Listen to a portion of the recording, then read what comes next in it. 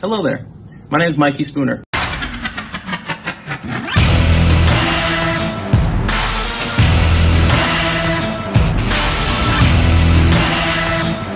I'm on staff at Monarch Independent, the Blue Stars Drum and Bugle Corps, and I'm the percussion director at Tompkins High School in Katy, Texas. I'll be presenting a clinic on how our warm-ups apply to book and get the students ready for everything they need for performances. The clinic is going to be on August 27th at noon, and it'll be available on the Valley Percussion Festival Facebook page. You are all invited, and I can't wait to see you there.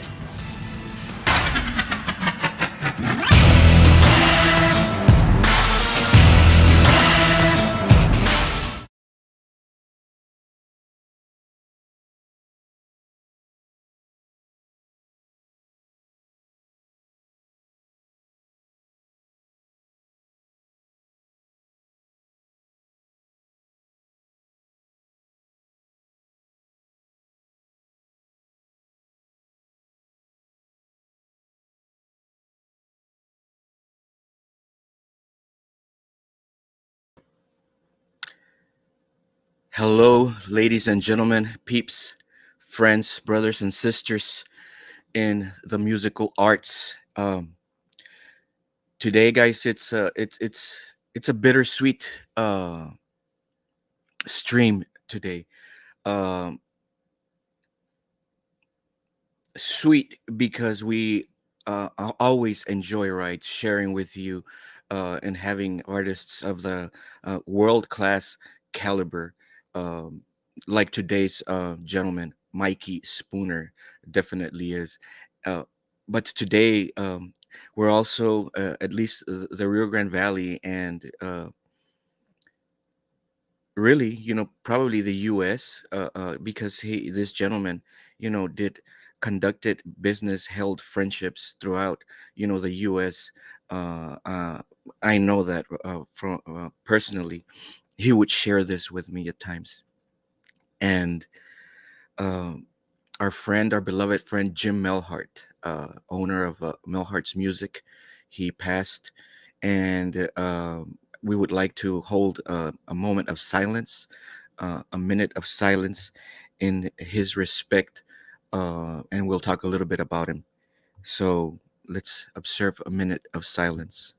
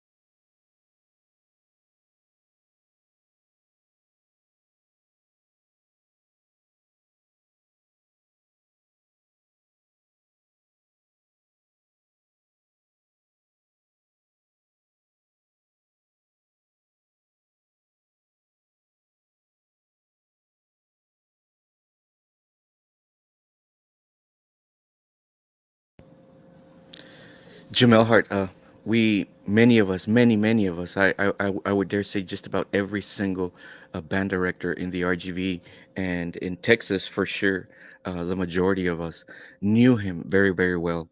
This gentleman was passionate about what he would do, and he was passionate about music education, um, to a degree that many of us don't know. A quick tidbit, right, of information regarding him and Valley Percussion Festival. Valley Percussion Festival has been going on for 34 years. This will be year 35 once we hold our live event. And throughout every single one of these years, he would cover a good portion of the cost uh, for the event every single year. And you're talking thousands of dollars every year. And he never made this public. And there were several times that he himself told me he wanted to keep it that way. His words were, "People don't have to know, Gilbert." So, you know, that's the type of person that he was. He would help so many people. I know so many instances. Some of my students that I would have, their family were low income, and I would reach out to him and I would mention this family is having trouble, but they would like to enroll their son or daughter in music classes, and he would say, "Send them over. We will take care of them." And I would hear from the little kid, from the student, from the parents later that they were taken good care, and that the gentleman was very, very helpful. This is the type of person that he was, always wanting to help. Every time that we were going to do any sort of event, he this was his question: "What do you need from me? What do I need to do? How can we help the event?" That's who he was. He always wanted to help people. And his question after the event was, "Did the kids enjoy it? Did they have fun?"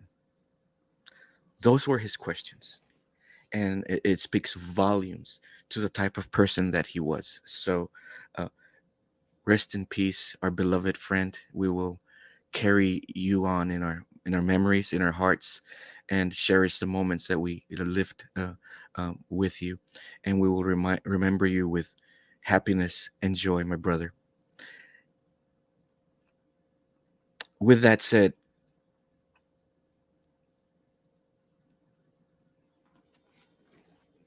today's event, today's clinic, guys, is a spectacular one. I am stoked about it. Um, and it's fitting at the moment. Everybody and their grandma is talking shop. Everybody is like, how do you hold a stick? What do you do in here? What percentage of arm and wrist, and molar or piston, or we're all talking that right now, and it's what keeps us moving, and we refine. Even though a lot of the times we hear the same concepts over and over again, um, it keeps refining us as educators, and our delivery gets even better. And I don't think I could find a better individual to do this clinic today than the gentleman that you are about to see. He's a staff member in Monarch Independent, a world class group. He's also a staff member in Blue Stars Drum and Bugle Corps. Um, and he's also the percussion instructor for Tompkins High School. And I'm super excited to have him, guys. So I'm gonna keep shut, and I'm going to bring him on. Without further ado, Mr. Mikey Spooner. Give me a second here.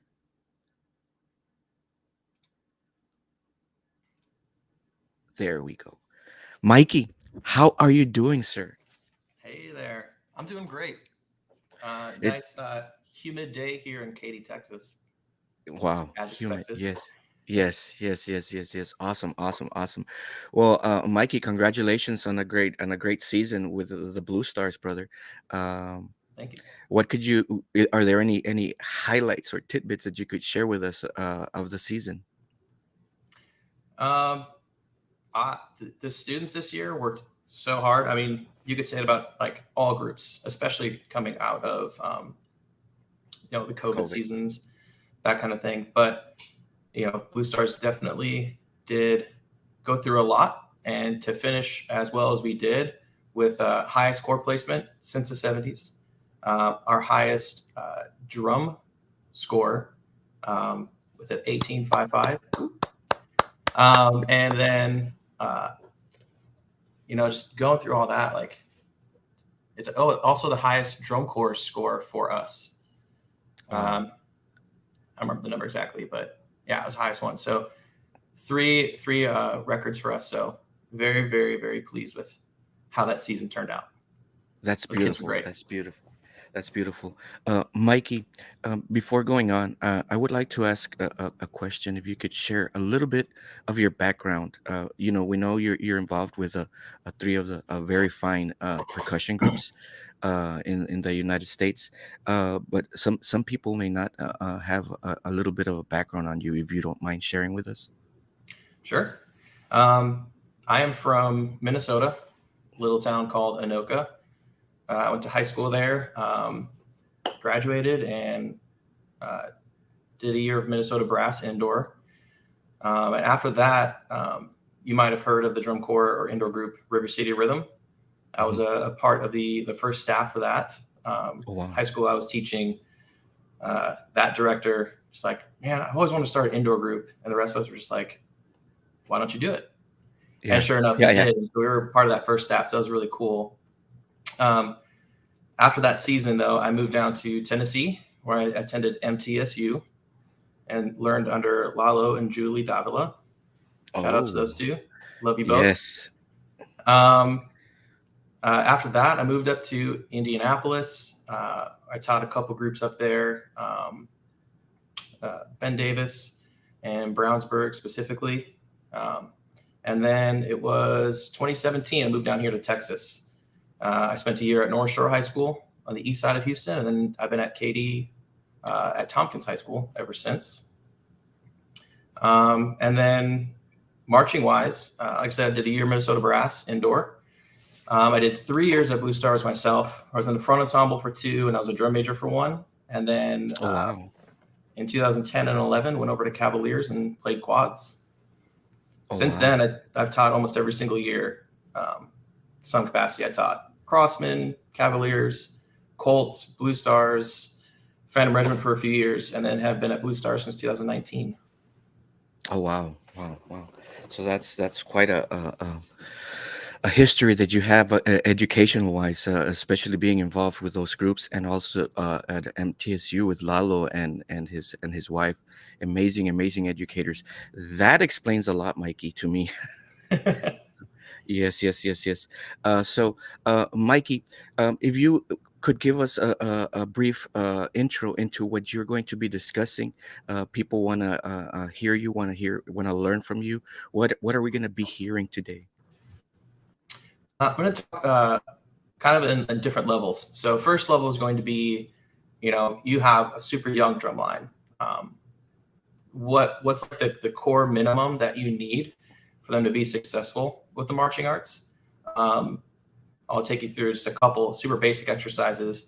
And we have a PDF.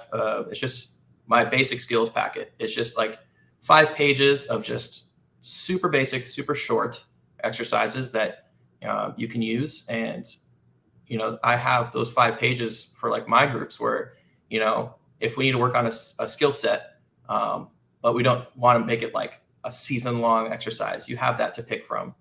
And on top of that, it's like depending on the year, depending on the book, how it's written, and the level of the students, like you'll want to use like these 4 this year or a different 4 the next year, but you always have that entire packet to look from. And then when you go on from there, sometimes you have groups that can handle all those things, and you want to up the ante a little bit, but not take away from the fundamentals of it.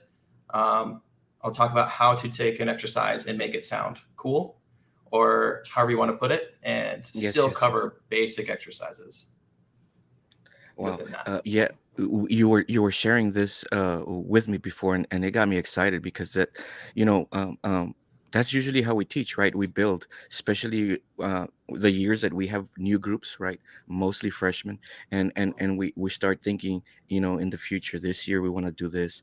Next year, we start planning. So I really, really like your approach, and it's the first time that I hear a clinic, because we've done several right here with many different artists, that I hear this particular approach. So I'm super stoked about it. Super, super stoked. Well, Mikey, what do you say if we get with it and we start to hear what you have for us? People are eager to hear you. Sure. Yeah. Awesome. Um, yeah. Oh, So really first quick, one is going to be. if I can share something real quick, he's gonna have some PDFs, guys. I'm gonna upload them right now. I was trying to upload them, and it took me a bit, but I'm gonna upload them right now. If you want to check on the link at the Facebook Valley Percussion Festival page, you'll see them there on the Google Drive. Thank you, Mikey. No problem. So first one is going to be, our favorite, eights. Now, whether you do 8 on a hand or 8, 8, 16, it does not matter. They all work the same way. I do 8, 8, 16. So first and foremost, with playing that one, let's adjust this. Basic idea, right? We all know it is just eighth notes. Okay, that works on fluidity of the stick. The stick motion is one of the most important parts of it, being able to move the implement in a smooth way. Eights is a great way to work on that. You get several notes on one hand to make that happen. Technique, obviously, I think all exercises are going to work on technique as well as a skill set involved. So the first thing to note is, like, no matter what level your groups are at, like, I know when I have one of my better groups, we still start slower, because what that does is it just eliminates the survival technique, and you get to focus on how your hand and the stick are actually moving together. So I'll play it. We all know it, but we all get to do it anyway. Another thing to note, I don't like the metronome sound, so any chance I get, I like to use drum set. So on my tonal energy, I just turn on my drum set sound. So if that throws you off or anything, sorry. So 8, 8, 16, let's do it one time.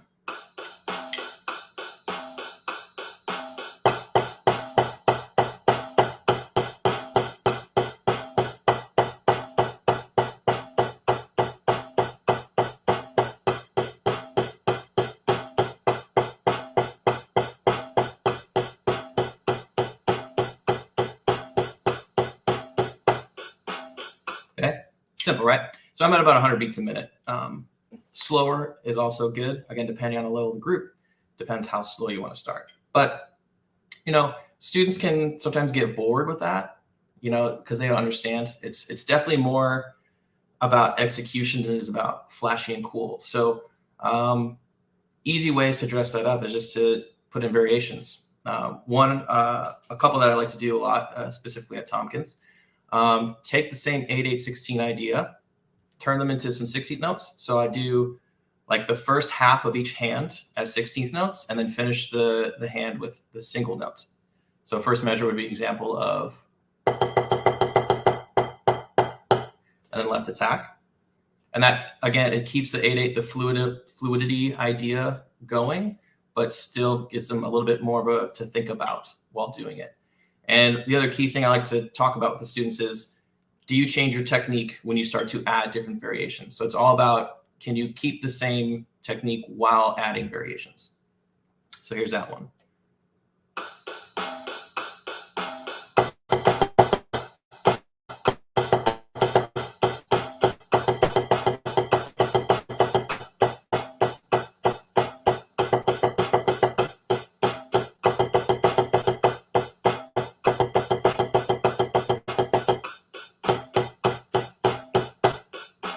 With a mistake in there, of course. Yeah, so again, just all about the technique on that one and the fluidity of the stick. Now you can go even further. If I have the time, I'll add an eighth note at a time and do 1E and a 2E and a 3 end, or 1E and a 2E and a 3 and 4 end, and just keep adding a little bit more to that. But eventually, one of my favorite ones, this is where it really starts to kind of rear its ugly head, is we'll add all the last hand, our last eighth note of each hand, and that'll sound like this. Oops, sorry.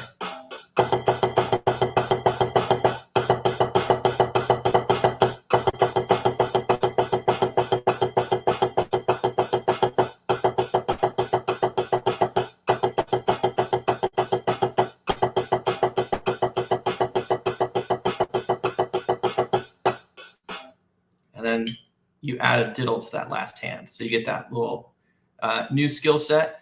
But again, if you go slow enough, it's the same hand motion. And you just move it quicker.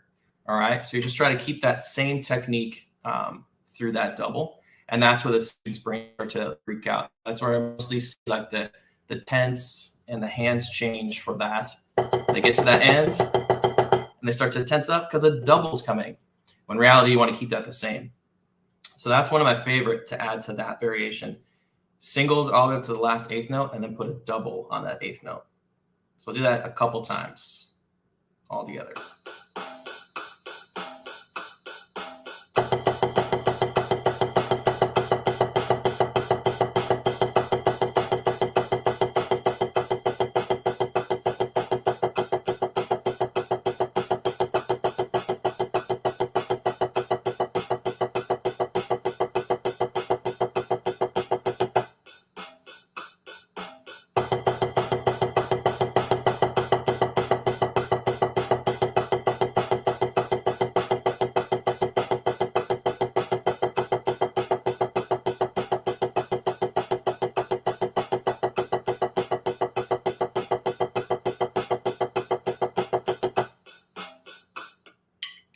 Yeah. So that one, again, as we go through that, really just kind of shows a student like how they change based on stickings. And I'm sure we've all talked about that. You don't want to sound some of the sticking, you want to keep the same sound all the way through. But building up to that, it is really easy and fun way to keep the students' brains going while still working on the same simple idea of just eighth note hand motion. And then with that, like, think about bass drum. Like they could do the same thing, but then basses have to work on different skill sets.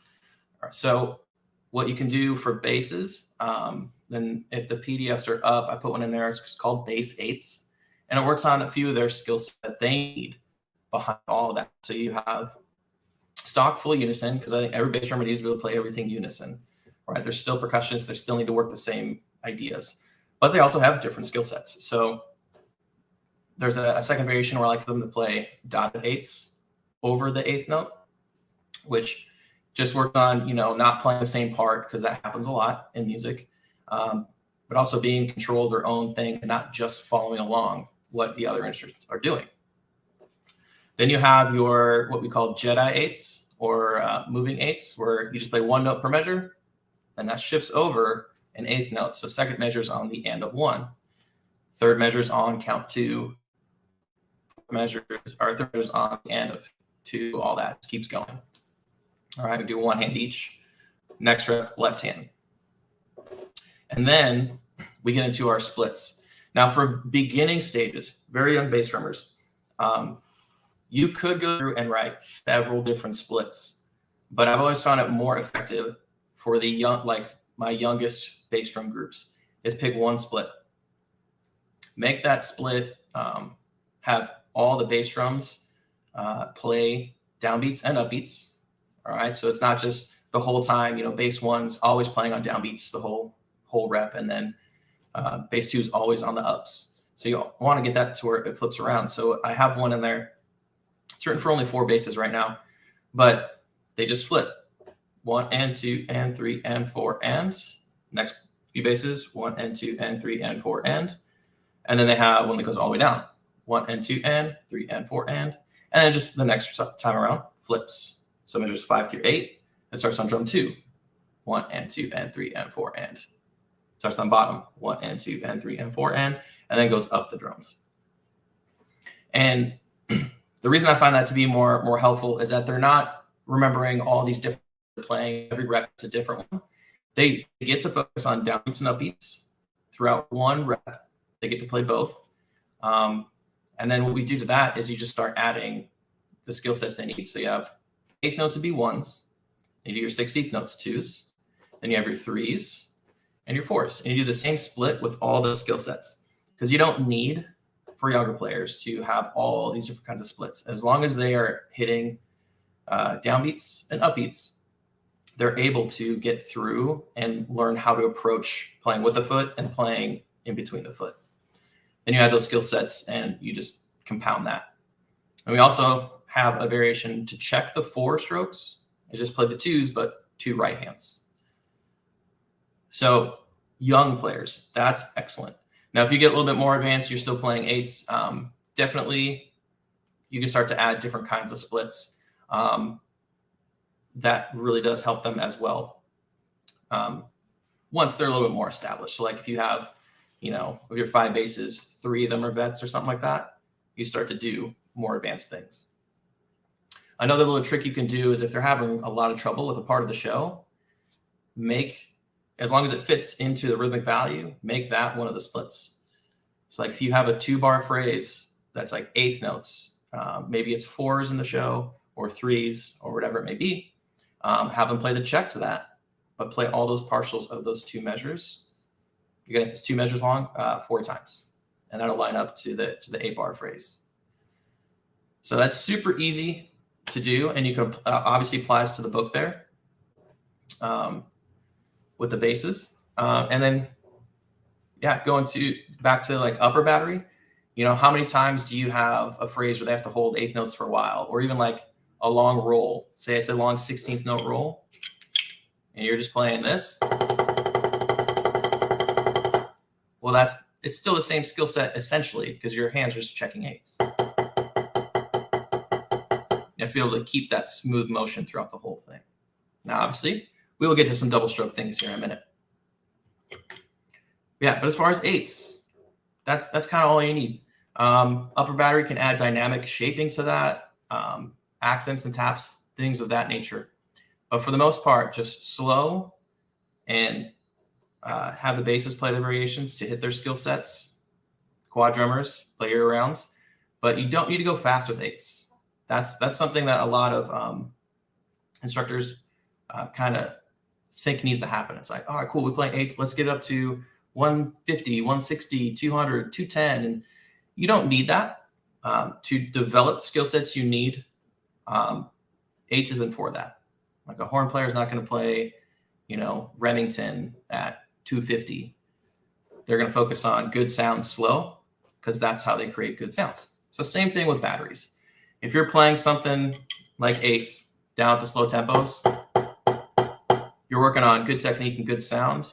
That will transfer better than trying to get that speed going. All right, so that covers just the fluidity, the flow of the exercises, or of the stick. Another great exercise for that also is going to be stick control. Classic SCB stick control. That's going to start working on different sticking patterns, obviously, but it's still the same idea. If you play it slow tempos, those single wrist motions are going to look the same, whether it's double or the triples or the 4s. All right. So to kind of stick on stick control for a second, there are kind of 2 approaches to that. You can play perfectly even sounds, but eventually if you get to a speed, it's going to be more about the fluidity. So every sound might not be the same. You have kind of a decay, which is okay. That goes with tempo. So then all you got to do is just define when that kind of happens with your group. Slow enough, make it all the same sound. Once you get up, it's going to be more with the fluidity, and the sound may decay a little bit as long as you're still using the correct techniques. So good transition into the next one, which would just be single motion, doubles, and triples. Now, to get doubles and triples, singles, I mean, that kind of work started with the 8s variation of singles. To be able to move the stick fluidly, just like 8s, but 2 hands. So if you do that, you've already transitioned to this next idea. Getting into the doubles and triples, there are so many good exercises for this. And in that basic skills packet I have, like I've got a triplet one and a 16th note one. What I've found with younger players, again, we're starting in the bottom here, triplet double is a better one to start with. First and foremost, it is 8/8/16 just swung. If you play in that fashion, it's just a swung 8s. 1, a 2, a 3, a 4, a 1, a 2, a 3, a 4, a 1. You're still playing 8/8/16. It's just now swung. So it's easier for them to understand. But the more important reason for myself is that the second note of the double stroke It's always on the downbeat. And that's going to be key. A lot of times we get students, and I know I'm not the only one, where their doubles turn into some downstrokes. So I'm not saying this will immediately solve that problem, but it definitely helps the student learn to make that second note stronger if you put it on the downbeat.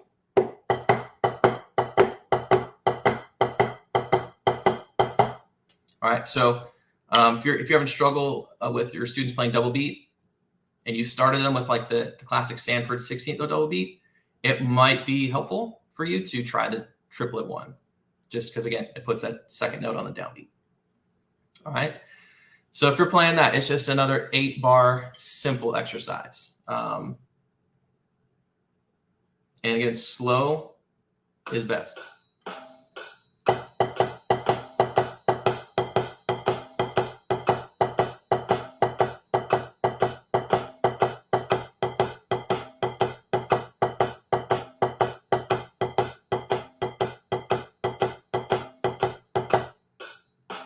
So it's 8, 8, 16, swung. All right, so play that a couple times with me. All right. And a 1, 2, ready, go.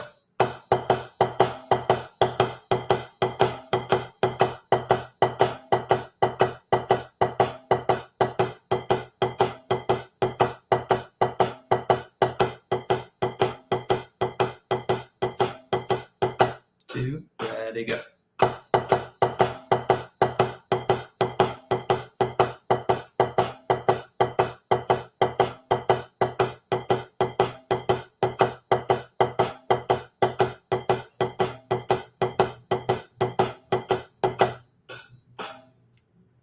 So again, super simple, right?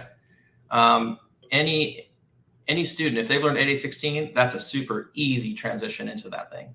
And if you're doing 8 on a hand, you can do the same thing, just every measure switch hands.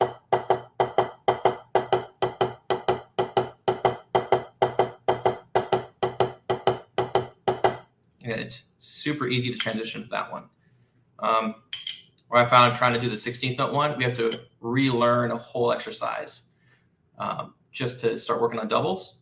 And that one, again, it's just, swing it, push that and back a little bit to the third partial triplet. And students just grasp onto that one quicker. So it's just, you get to doubles quicker and easier for them. And again, slower tempos, I like to do that so that they can focus on, if I was playing 8s and then turn it swung, I would tell my students, don't change technique for that. Don't think doubles are a finger thing right away. Don't think you change how you move your hand. It's all the same. See it in my hand better. If I'm playing 8s, it's just a faster version of 8s.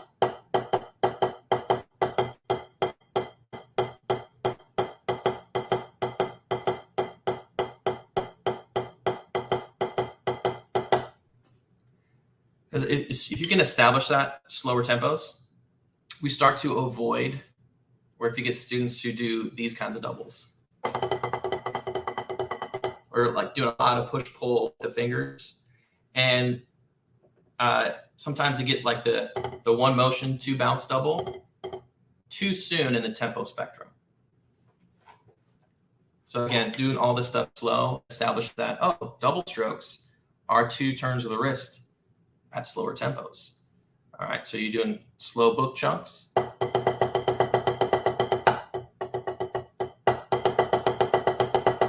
You start to get more consistent sounds out of that, as long as they establish that technique sooner.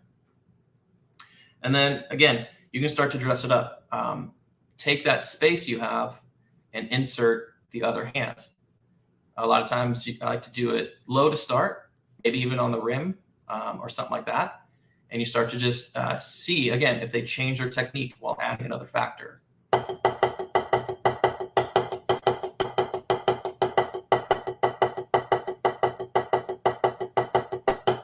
Cool. And then once they figure out where that is, bring it back up. And now we're, again, working on single notes and double notes. Okay, so it's all the same volume.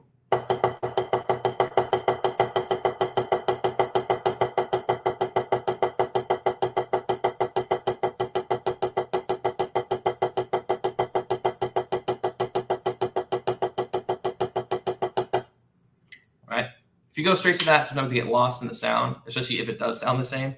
So again, that's why I like to start low first, so I can still hear the exercise. All right, so you have that, and then triple beats.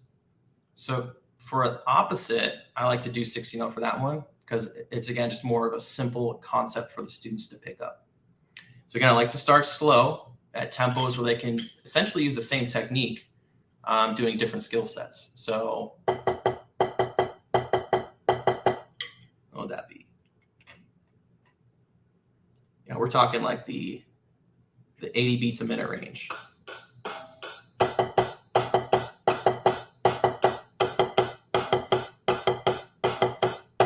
So if they can establish how to create a triple stroke with the same technique, it's going to allow you to progress faster, way simpler. All right. So I, again, keep the 8/8-16 fashion with triple strokes. So it's a bar, triple strokes, a bar, triple strokes, 2 bars, a bar, 2 bars. So we'll do that one. And 1 and 2 and ready and go.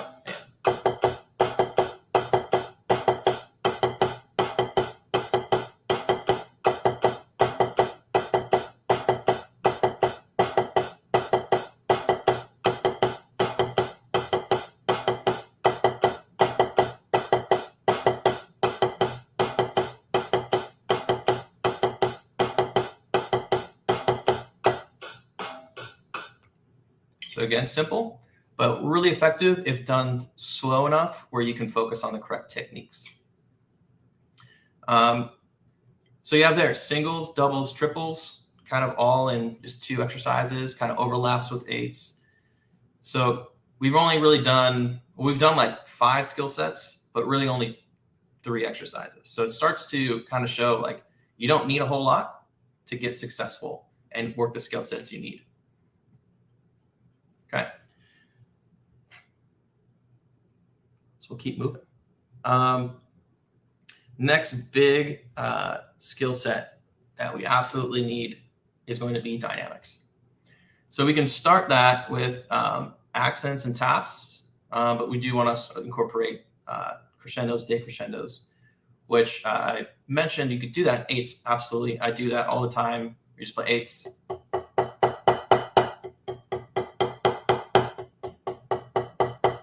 And do that. We do the 16th note versions. All that, decrescendo, all that jazz. But now we start to get into some accents and taps to kind of work these skill sets. Now, with younger students, again, they start to think of downstrokes as a squeeze and stop the stick. The words squeeze, freeze, and honestly stop, and the word downstroke to me can send the wrong message. Like, yes, the stick stops down. Yes, it's a downstroke. We have all those things that are true. But the way I like to think about it instead, it's definitely non-opening the hands. So to get that accent, you don't need to open, because if you open, what do you have to do? Close. So when you close, that sucks the stick up into the palm and chokes off the sound. So you're not going to get great sounds. Even though if you do play in time, it's not going to sound as good as it could.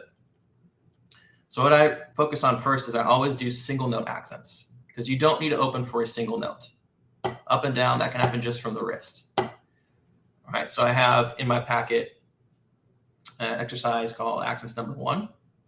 And there's 4 variations. It's the exact same sound to the audience, but to the member, it's different. So 4 note groupings, an accent on each downbeat. And then there's 4 of those. 4 3-note groupings, and then 6 2-note groupings. And that's just to simply get us back on count 1 of 4/4 measure. So each accent changes hands.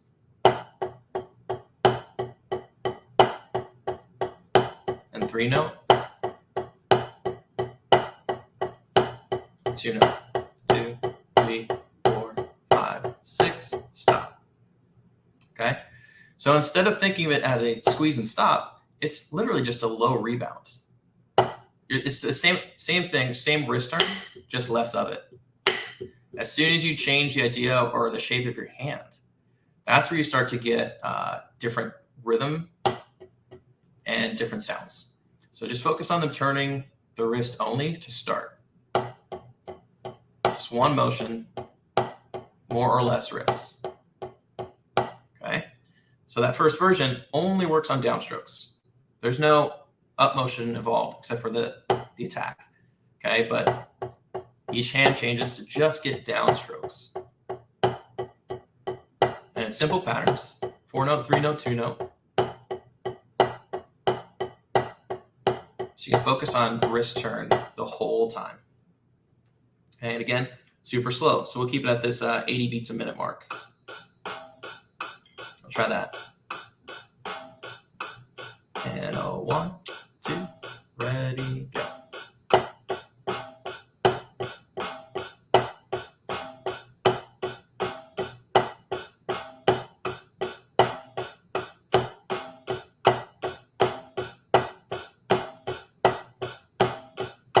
Again, ready, go.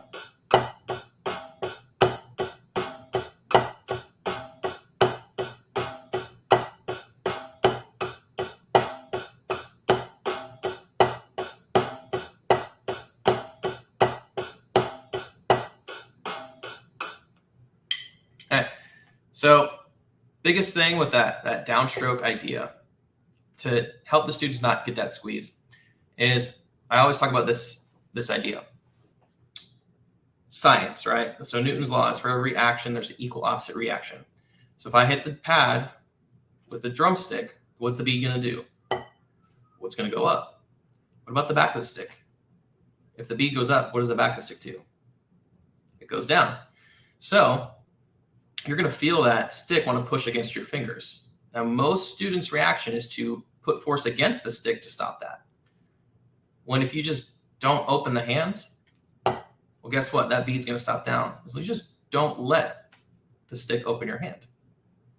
All right? And usually I'll go up to a student, and they'll be standing there, and I'll give like a little nudge on the shoulder, and they'll do that. They'll be like, I'll ask the group, like, I just pushed them. Did they fall over? Meaning open up. And they say, no. Like, okay. Did they push back at me? And they say, well, no. I was like, what did they do? They just didn't allow you to push them. I'm like, exactly. You don't need to squeeze into the stick. You don't need to let it push you open, but you just don't let the stick push your hand open. That allows your hand to stay relaxed, and it allows your muscles to be able to move on the next few notes. If you just don't let it open the hand, but also you don't squeeze into it. Those are two easy ways to get bad sounds. Allow the stick to open your hand and squeeze it to stop it. If you keep that hand in the same shape, boom, it's not going to go up. Super easy. So you just work on that downstroke variation for a minute and just talk about how that stick's not going to push the hand open. And then you just focus on eighth note wrist turn, because that never stops. Whether it's a big wrist turn or a little wrist turn, it's constant eighth notes.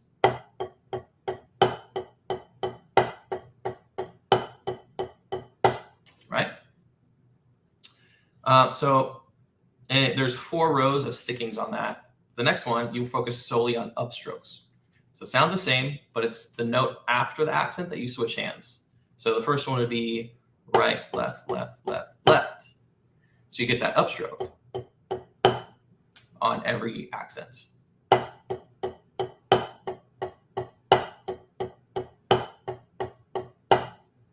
Okay. Because I do believe that the worst thing percussionists do all over the world are upstrokes.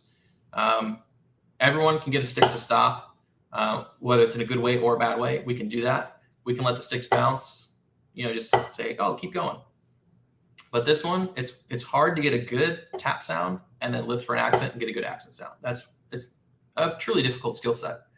So this second variation focuses just on that, getting that skill set of the upstroke.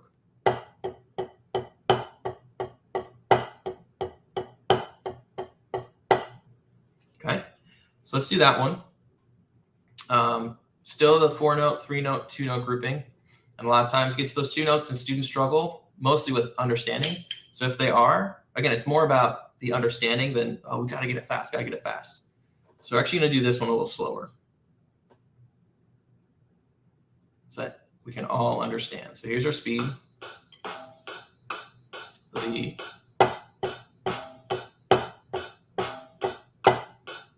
And then focusing on good tap sounds, 3 even sounds before you lift for that accent. So here we go. Let's try this variation number 2 on our accents. Number 1, 2, ready, go.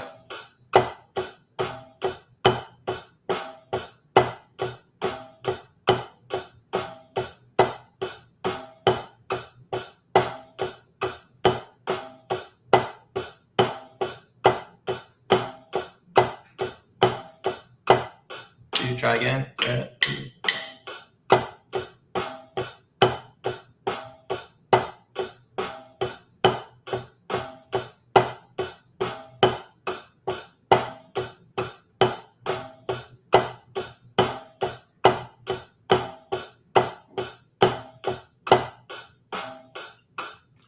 Okay. So that, again, works on 2 separate skill sets. Same exercise. You're not relearning an exercise, but it works on specifically downstrokes and specifically upstrokes. Now the next 2 variations, again, on paper it's the exact same, but you just play right hand only through and then left hand all the way through. And what that does is it combines both skill sets. You have down, tap, up, or down, tap, tap, up, down, tap, tap, up. So one hand's playing both skill sets. So you're just starting to compound now. So we can do that right hand all the way through, then left hand all the way through. 2, ready, go.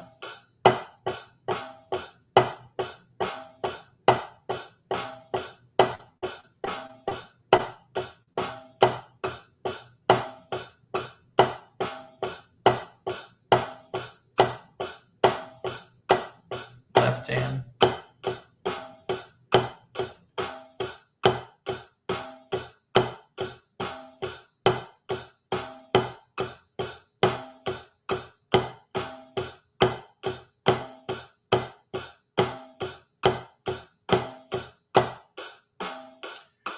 There you go. Works on downstrokes, upstrokes, both together, right hand, left hand. It does all these things, one exercise, one, like, I think 3-bar exercise, and covers all the skill sets you need to create good accents and taps. So what you do is you just turn into one exercise all the way through. So if I go up quicker, go a little quicker, just for time's sake. Obviously, you want your students to move a little slower through this process. But all this together, no breaks, just 4 times repeating, sound like this.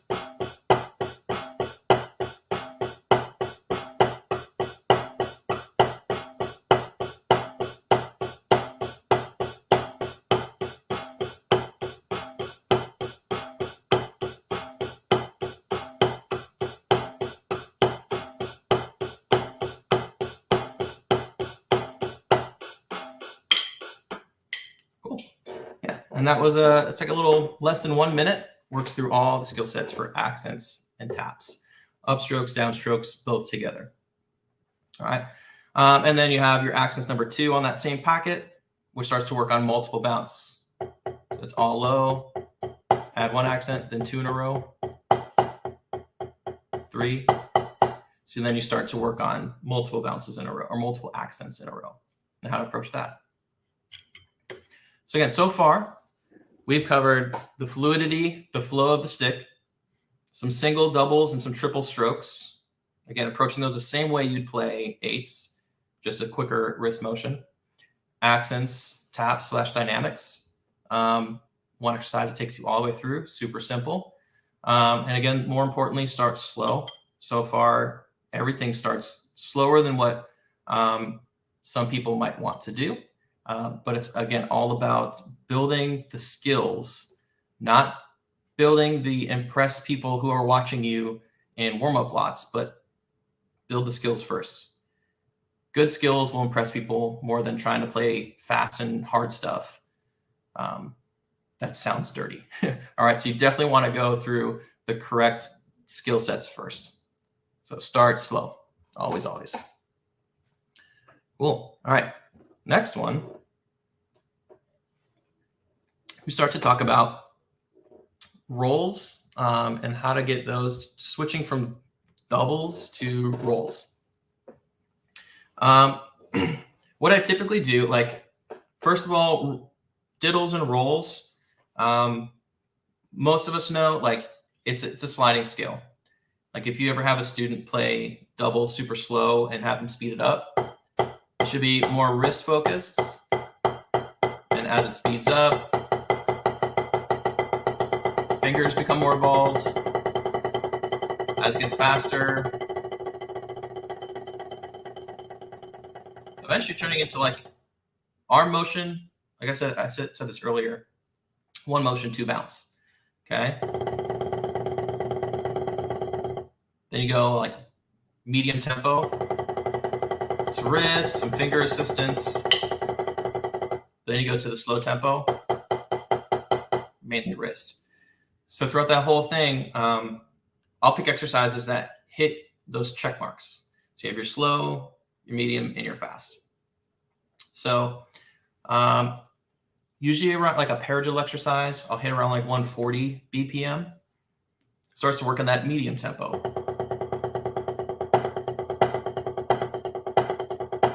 All right, or a short, long. All right, so if you're just working on straight doubles, you don't want to do like a paradiddle thing yet. So you just do some short, long. 140-ish. And we'll do those as eighth notes.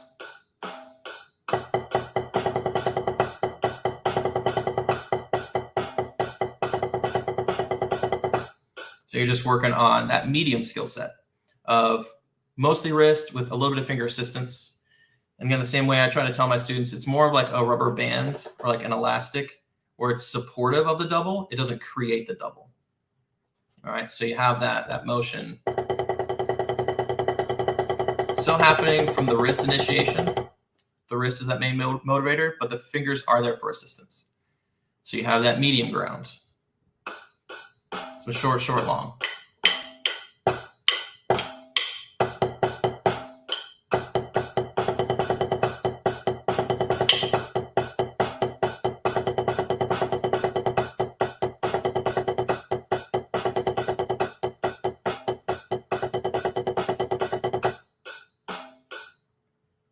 All right, so you take that. That's going to apply to a lot of book segments. At the doubles, we just play a lot of doubles in the marching world. So focusing on those is going to be key. Now, again, if I have a super young drum line and they don't know how to do this at all, we'll do the same thing, but just a lot slower.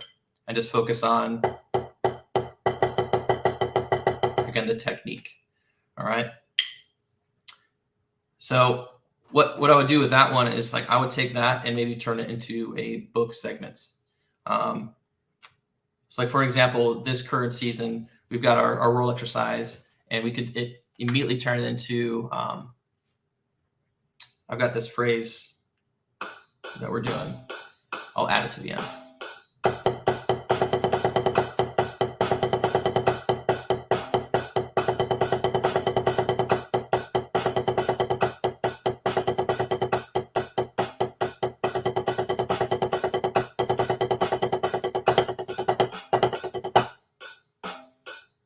Simple bar, one big doubles, and some paradiddle figures, which has those doubles in there. So that'd be a good thing to just tag on to an exercise. It doesn't need to be long phrase. Like you could play an entire 8-bar phrase, but I think just transferring it into the skill set just kind of shows the students, oh, this is exactly like that. I cannot tell you how many times I've had students like play some doubles like pretty well, and the same tempo, the same dynamic, all that kind of stuff in a book segment, they play completely different. So putting those side by side helps make that connection that like, oh, they are felt the same way. And like, it helps them feel it better because you can understand it and not be able to apply it. But that kind of won't say forces them, but it definitely helps make that transition.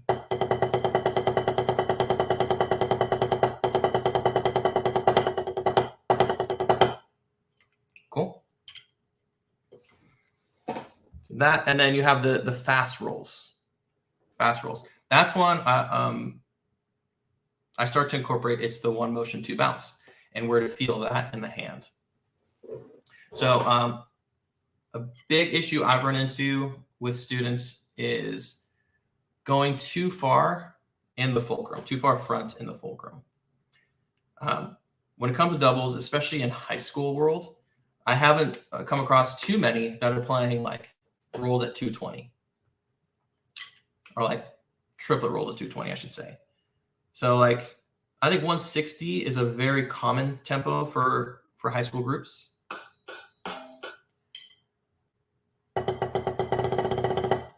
So I would say with that one, I call this a Spiderman grip. So it's, you feel that diddle. So there we go. It's more like opposite the middle finger and the thumb. They're not directly across from each other, but they create that pivot point. Whereas my first finger would be across from the thumb. To make that pivot point, I have to change the shape of my thumb. So you can see that already. Versus this one, where my hand stays the same, or at least my thumb shape. And this one, I have to change the thumb for it to work. So if they're focusing too far front for slower rolls, they're literally changing how they hold the stick, and it's going to be a more inconsistent sound. So focusing on that middle finger being the pivot point versus the first can help out a lot. So what I'll do, I'll do this slower tempos with like the short, long. We'll do this. First finger on top. So it eliminates the pivot factor. Like even at the middle finger, it can't pivot around because that first finger stops it. So I start to focus on wrist for the slow tempos. And then it just keeps that feel here. So when we do get to faster tempos and we're playing the one motion, two bounce roll, they already have that established, that like we feel that more in the middle of the hand than in the front. Now again, if we're playing 220 triplet rolls, I'm gonna feel way more in the front of the hand than at 160. All right, so feeling that in the middle can help out a lot. So we take our short, long, turn into triplets. Again, start a little bit slower, the 140s, 150s. If she shows at 160, it's great to get it to that tempo so that you can establish that speed. Yeah, just take short, long. First one, the four common ones I like to use the most are going to be right drags only, left drags only, full roll, and then an accented tap roll. All right. And I've actually turned that into a triplet roll exercise that we used for a few years. And Blue Stars uses a very similar one. It was a little more detailed. We did first partial, downbeat fives, and all that jazz. But just those four simple ones for high school are going to be good once they understand how these work. So if I play that right hand only, a right drag only.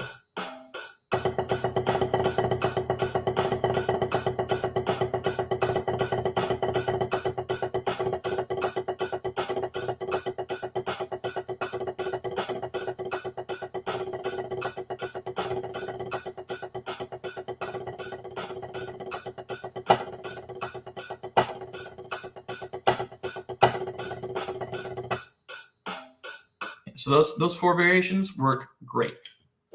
Now, younger students, you definitely, again, want to go through all the partials. Downbeat, second partial, third partial, 5 strokes, all that stuff. But once you get that all established, again, those are the 4 ones I like to use the most. And then you can even take short, long, and input whatever you need for the book. For example, again, this year, we have a phrase that is 2 diddles, 2 taps, 2 diddles, 2 taps, 2 diddles, 2 taps in triplet form. All right. So what I would want to do is turn that into a short, long.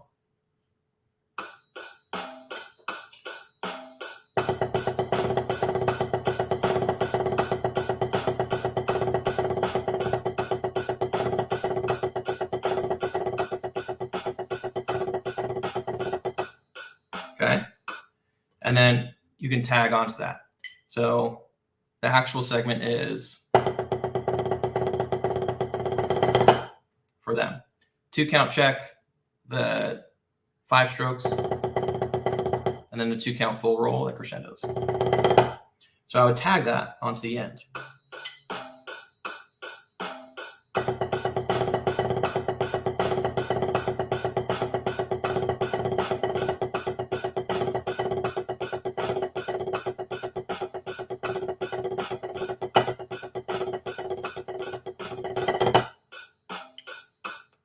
And again, direct application of how that stuff works into the book.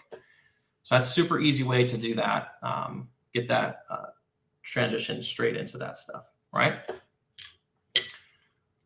Cool. So rolls, backtrack. You have flow, fluidity, singles, doubles, and triples, accents, / dynamics, rolls.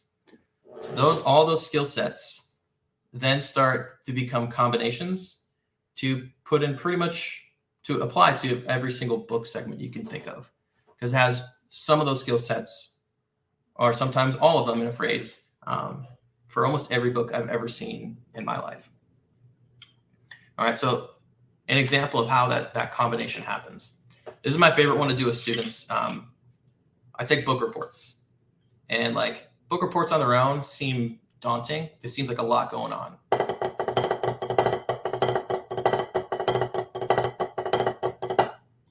And I talk to them like, does that seem difficult? And they're always like, yeah, what is that? It's like, well, let me show you. So it's all like a bunch of stuff in there. So they have a couple fast doubles, right? Like, yeah, I was like, I'll take those out. I'll play 4 in a row and then take those out.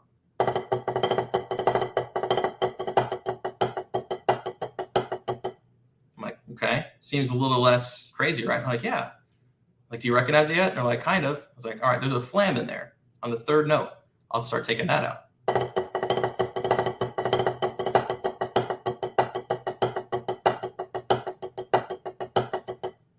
I'm like, oh, I get it. It's paradiddles. Like, yeah. All right. So say they're 16th notes. What if we took out the 16th note factor of those paradiddles? So if you have paradiddles,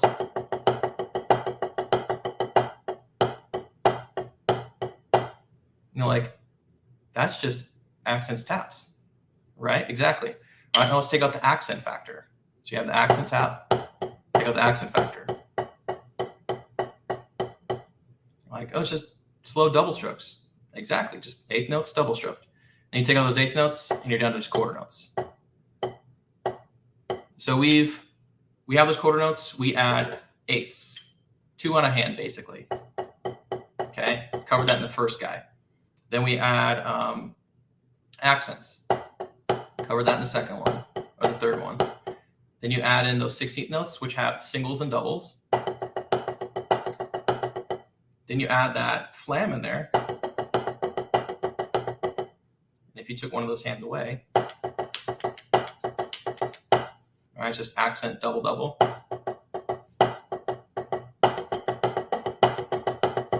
Cool.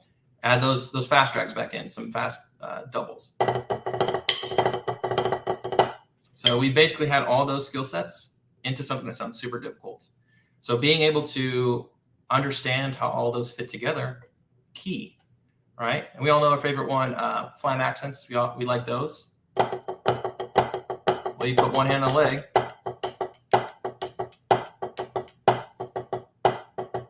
Just an accent taps and then triple strokes. That's all that rudiment is. All right, so just understanding that everything we can think of is just a combination of those basic idea skill sets that we've already covered. So like having students understand that, it does help them understand why you start slow and why you start with these basic skill sets, because they'll see the groups like Monarch and all them and like play these really elaborate exercises when in reality they're all basic skill set. So I'll take PDD for Monarch, for example. Like you hear it sounds super groovy and cool, but the upper battery part on top of the really cool bass part is just breaking down paradiddles.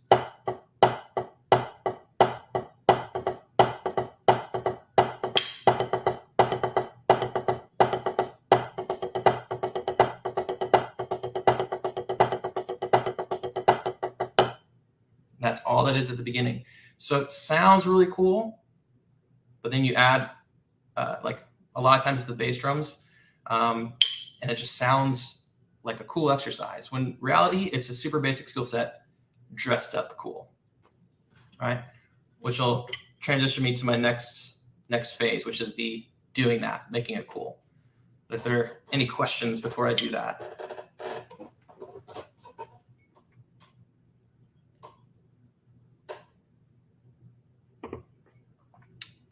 Can't hear you. I don't see any of them popping up. I will make you aware of them as soon as they do, Mikey. Sure. All right.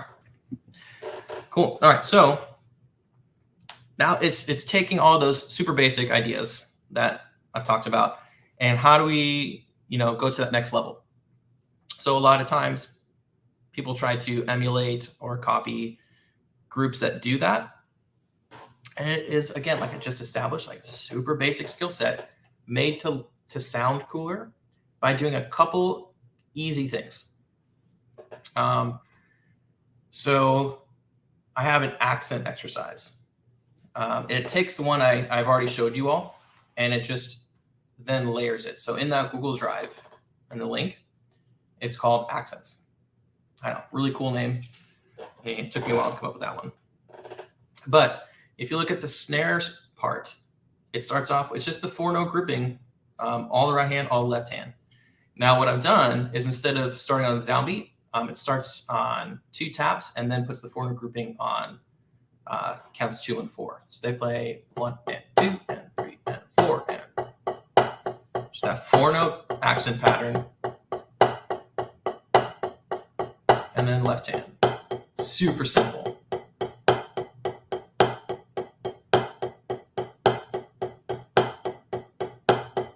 And then it goes to the 3-note accent pattern. Same idea. 1 and 1, 2, 3, 1, 2, 3. That goes on for a minute. Switches to the left.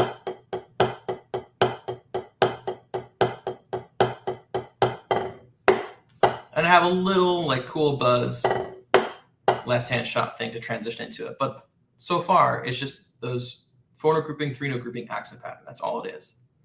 Now, what you do to make that sound cool is, I had the quads flip that. They start with the 3-note accent pattern and then do the 4-note accent pattern. And they do start that on the downbeat.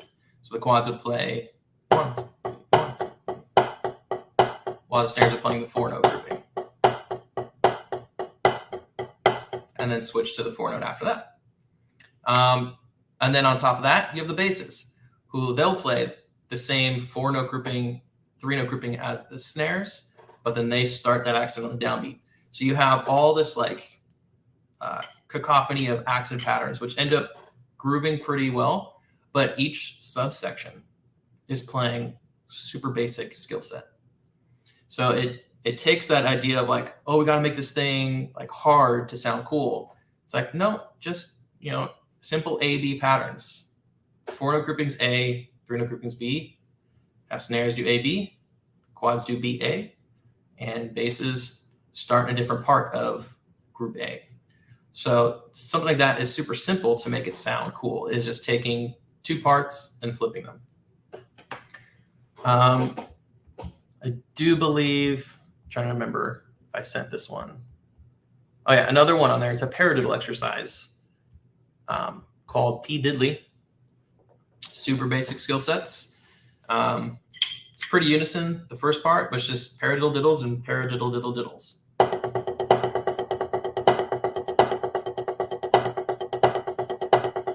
All right hand accent and left.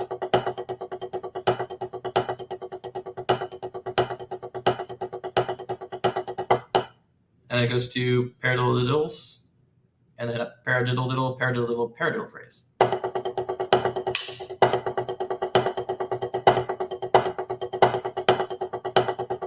Same thing, but paradiddles. And so far, all relatively simple skill sets. Okay, quads play almost the exact same part, except when snares play the paradiddle diddle, paradiddle diddle, paradiddle.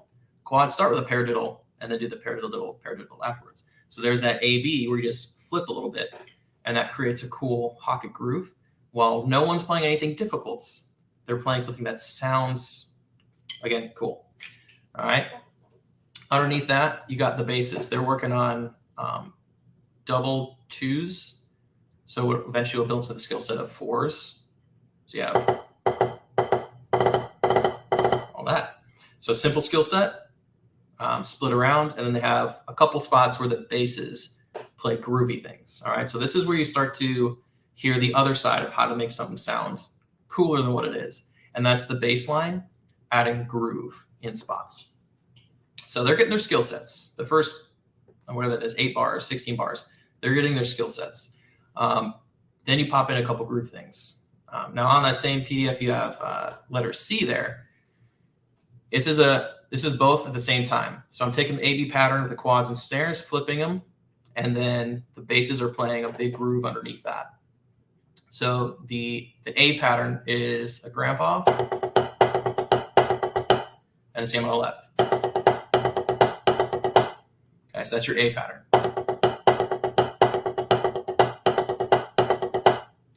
Okay, and then you have paradiddle, paradiddle, paradiddle, diddle. Repeat. 4 and 1. So that, take the paradiddle, paradiddle, paradiddle, diddle, have the quads play that first. Then you have a cool sounding A-B split.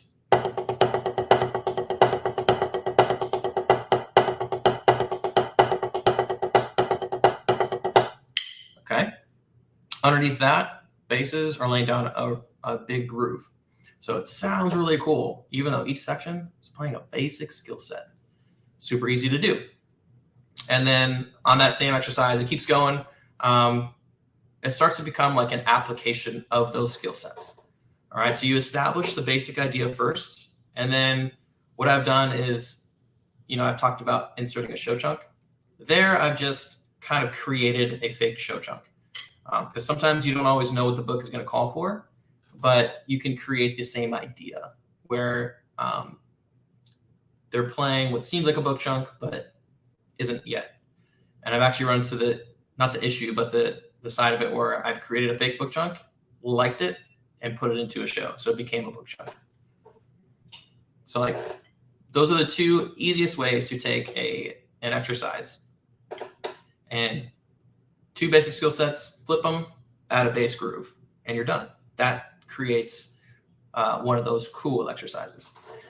You can see all that on YouTube. If you search, Tompkins has our state warm-up from the fall of 2020. We are missing a bass drum for an injury, but like the idea is all still there. You can still hear what I'm talking about. It's all super basic skill sets, and you just flip one or the other, and it creates the cool groove that you also desire. All right, and I do the same thing. You can hear Blue Stars as well. Vic Firth did a very excellent video for our 2021 season where we played our entire warm-up sequence, and you can hear a lot of those same ideas and those exercises. Like our double beat is just the triplet one, and it's doubles big, doubles with an accent tap, and then triple strokes, and then triples to doubles. Right, so 2 simple skill sets, doubles and triples. But the way it's laid out sounds cooler than it is, and the basses help make it sound cool too. And then they have like a little tag on there where we put little solos, but all those solos do apply to the double triple skill set, and finish that. And then, we finished out with more doubles and triples. Flam exercise, same idea. Start with basic, it builds, sounds cooler than what it is, but each section plays relatively easier things all the way through. But that's same ideas. How I approach that with, say Tompkins in the beginning, to how I approach that with Blue Stars at the quote end of your marching career. It's the same ideas, the same concepts, not the same skills, but the same approach. You just add more things, more layers to make it from, your quote A-class skill set to your world-class skill set. You don't change your ideas and your approach. You just change what the students are playing, and that's the biggest thing.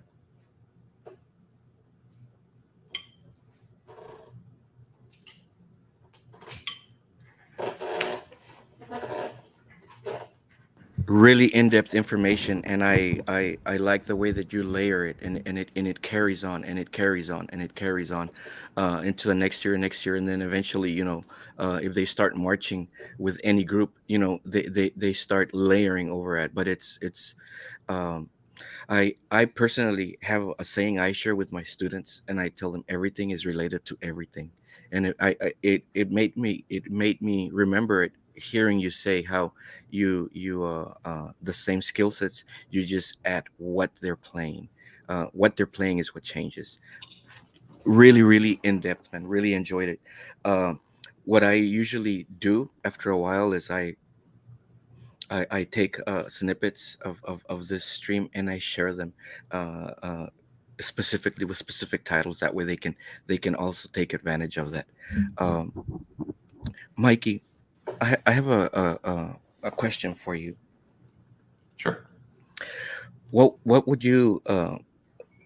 We don't see it as much as we did when COVID started, right? We saw a lot of students lose interest, a lot of students, uh, you know, got lazy, and we were at distance learning, distance teaching, and they would log on, but their cameras were off and all that stuff. And I know in the previous school that I lost a good number of kids during that time. Well, uh, what would you say, what encouraging words would you say to the young student that's in high school, or maybe even middle school at the moment? And how to stay with it. Yeah, what would you do to encourage them? Maybe, uh, your personal experience. What did it do for you? Um, Yeah, I mean, we dealt with the same stuff up here. yeah, A lot of times, especially sitting at home, students, it's percussive is very much an in-person physical activity, more so than in most other instruments. So if you're at home and you're stuck with that, it's definitely not as enjoyable. yeah, So a lot of times, um, I try to engage them with like videos of like, this is what we're going towards. If every student has the end goal in mind, or like some type of destination, it's like, oh, I want to be able to do that. Versus if we're teaching beginners, say on Zoom, and you're like, you got to play these things. They're called eighth notes or quarter notes or 16th notes. Like, you got to play these things. A student's gonna be like, well, that's so fun. That's boring. So I started showing more videos, mhm, percussion ensembles, um, wind bands, and drum corps, indoor groups, just everything I can think of. Like, because not every student is going to gravitate towards one thing. So you got to show them everything. So I showed the class, like, yo, check out this percussion ensemble. One I love to do is Akrabad Udakrep, mhm, that percussion ensemble or duet yeah, piece. Like, I love to show students that one because it has, it shows four mallets, obviously. Then they start doing hand drums. They play marimbas with the hand. Like, it's really interesting, and it gets yeah, them to be like, oh, you can do a lot more than just scales with two mallets. Like, yes, so it shows kind of what you could go into. I mean, I love to show them the Santa Clara Vanguard percussion standstill videos, because yeah, those just are done so well that they get to see everything and see how it all works, and they get to hear fast. And that's what yeah, all the students want. They want to play fast. yes, You get to hear that. So I try to show them just a range of things, because again, if they have that, what we're going towards in mind, they see yes. that, they're more likely to stay engaged. So you show them the different facets, the different instruments, idioms, styles, maybe, uh, Yeah. and it makes a lot of sense. You said it. Students gravitate towards different things. Sometimes I've had kids, and when I heard a student say that initially, it sounded funny to me. But then, when the student left, I was thinking, well, that's what caught his interest. Then so be it. The student wanted to play the hi-hat part, straight eighth notes. It was a simple ensemble, and he goes, "Sir, can I play that?" And he grabbed the hi-hat stand with a cymbal and hugged it. "Can I play this?" And I go, "Yeah." uh, why? Because it's cool, sir. And after he left, it's like, that's what caught his attention. Then then so be it. So it makes sense what you're saying. Show him the whole gamut of things that we can do, and they'll gravitate to what they like. Yes. Awesome, awesome. Mikey, any services that you are accessible? Maybe you write books, maybe lessons that some of our viewers will maybe want to reach out to you and maybe hire you or have you do something for them. What services do you have, if any? Yeah, I definitely provide. I write books, arrangements, um, the full percussion, um, some electronics as well. Oh, I wow. can I can come in person, do clinics. I can come in and do like wire your boards. I can do all that stuff. Um, and then on top of that, um, lessons over video, not as often, but if time allows, yes, I can definitely do that. Awesome.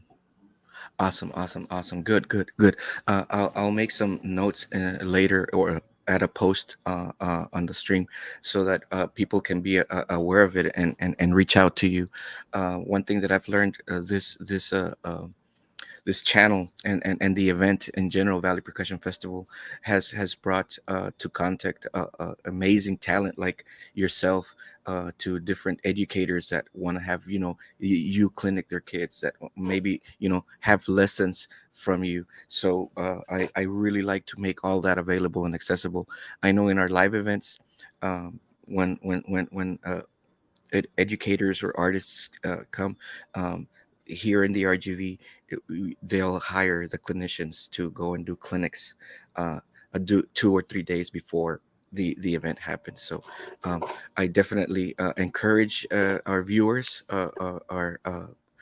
anybody that watches this, reach out to him. Top notch information, uh, vast experience. He's knowledgeable, as you can see, and definitely will not regret acquiring his services at any point in time. um any final words, Mikey, that you might like to add in general? No, I mean, if again, don't be afraid to reach out. I'll get my email up, and you can message me on Yes. Facebook, add me on Instagram, all that. Um, yeah, and follow. You got Vic Firth, Zildjian, and Pearl Adams, companies I endorse and can't thank enough for all the help they've given me. So go get their products and follow groups, Blue Stars, Monarch. Tompkins has our Instagram page. Like, get all that stuff, share the love, and I look forward to meeting some of you. Awesome, awesome. Yeah, what we need to do, Mikey, is we need to bring you down in person, down to the valley, and have you do a series of clinics throughout the RGV. Um, every time we bring an artist, everybody jumps on board and it's like, yeah, I want to have him, and I'll start scheduling out dates and times. So we need to do that with you, sir. Definitely, I'm absolutely down to do that. Awesome. There you heard it, peeps. So, if you're interested, start hitting me up and we can start setting up a time that'll be convenient for him and for us, maybe on a weekend. I don't know, or maybe do a 1 day event.